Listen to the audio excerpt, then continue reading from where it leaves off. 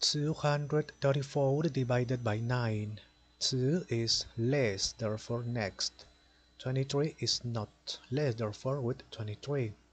9 multiplied by which number is nearest? 2. 23, but not greater. 9 multiplied by 3. 27. 27 is greater.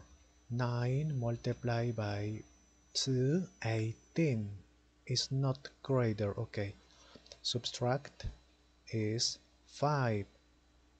Next, 54. 9 multiplied by 6. 54 is not greater. Okay, subtract 0. Next, there is not number, therefore finish it.